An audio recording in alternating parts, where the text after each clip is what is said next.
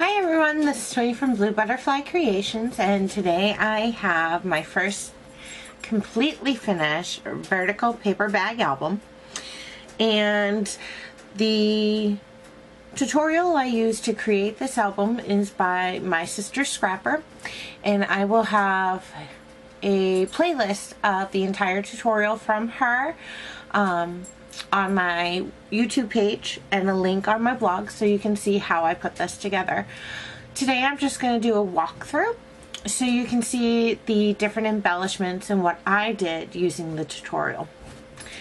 So the first thing I did was I started with some paper bags, and you can use just about any type of paper bag.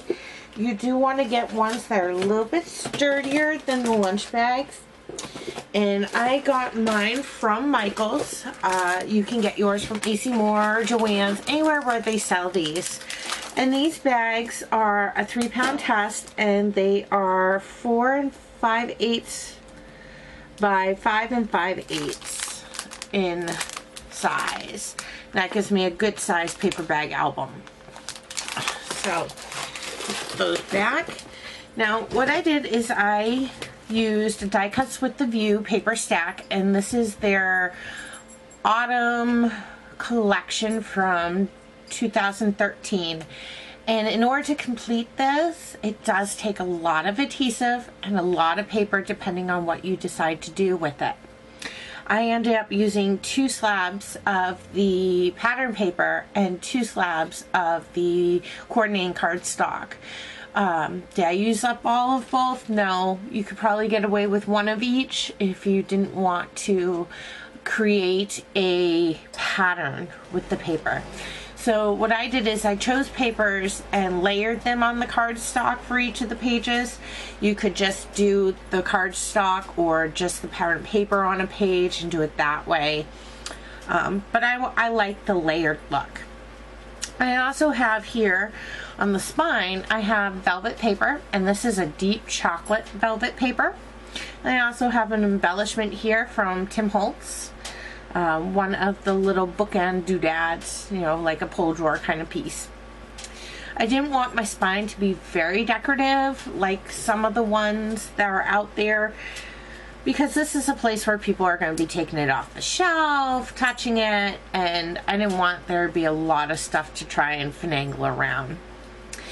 However, on the front, I do have this embellishment here, and this I got at Michael's. It's been in my stash for a while, and I love how this flower or bloom coordinated great with the Die Cuts with the View paper. It has some fabric and feathers and then this little gem in the center. It was part of a jewelry collection, and I just cut off the jump rings on the back, sanded it down so I could adhere it to the front. Excuse me.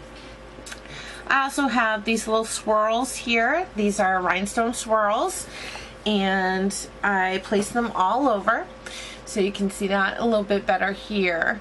And then I added some to some of the flowers to help give some definition.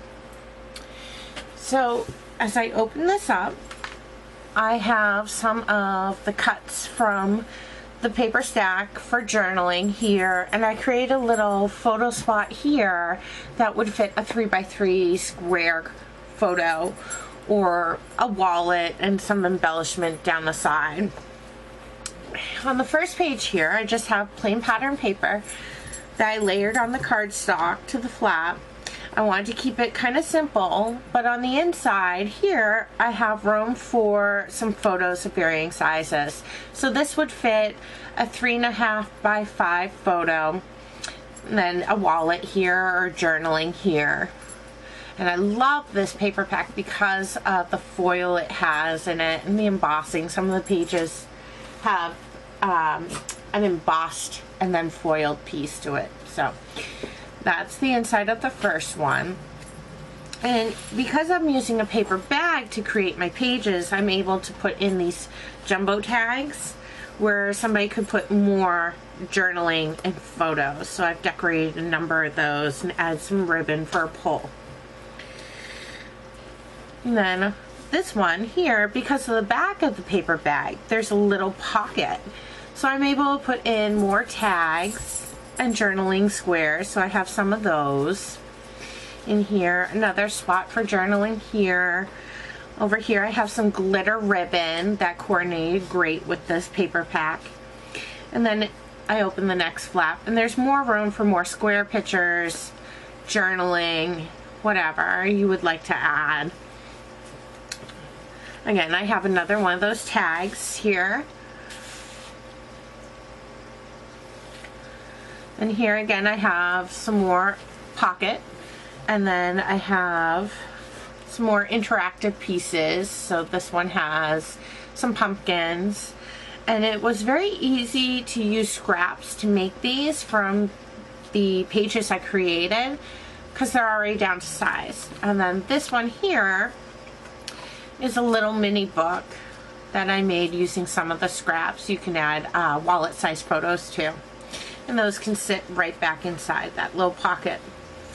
Another spot for a photo or for journaling. Same with this side here. I have a little spot for journaling, a photo. And then inside the flap, more room for photos or journaling. My jumbo tag. Again, my pocket. And I've added some 3D embellishments from Jolie's in here because they were in my stash. I want to use them up. And they seem to go very nice with this fall, autumn, shimmer kind of theme. So again, I have wallet size journaling. I have room for photos. Here's my other flap. And this one I went a little bit crazy with my pumpkins down here. I coordinate it with a journaling spot. And then I have room for wallets. I have my jumbo tag there. And then here's the next one. Again, I try to put at least 2 things in every pocket.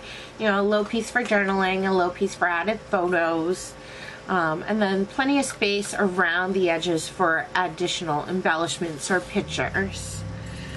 And again here, this one I left very plain so larger photos could fit on here. And then I have my rhinestone swirl embellishments up in the corners of posing here. So hopefully you can see those. I know it's kind of dark, but see that there, shimmer. Then here, what I did with some of my scraps is I created this mini album and secured it with a ribbon. So this will fit a number of wallets or small journaling pieces, and it just unfolds using up some of those scraps. I do like to try and use up as much of my scrap paper as possible, get the most out of it, and then it has a little ribbon closure. Another little tag, some room here for photos, more space here for photos. I have some rhinestones up here at the top with the greeting, which says, "Gather here with grateful hearts."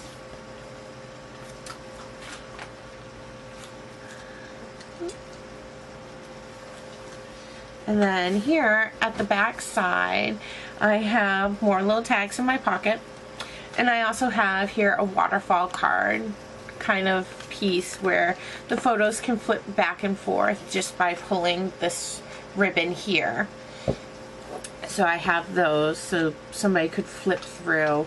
And I put little greetings on the underside or more paper for photo pieces, and I cut them so that a wallet would fit across the back side to cover up anything. If somebody was journaling on the back side and it didn't quite work, it easily fits wallets.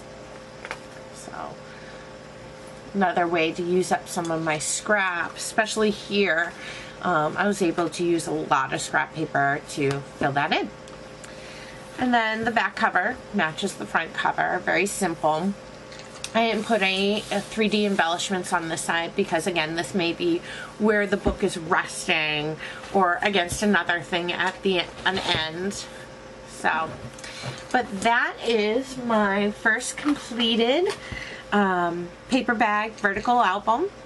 Again, I'll have the information for the tutorial in a playlist on my YouTube page and a link on my blog. So don't hesitate to leave a comment. Let me know what you think of this, if you have any questions. And thank you for joining me on this episode of BlueButterflyCreations.blogspot.com.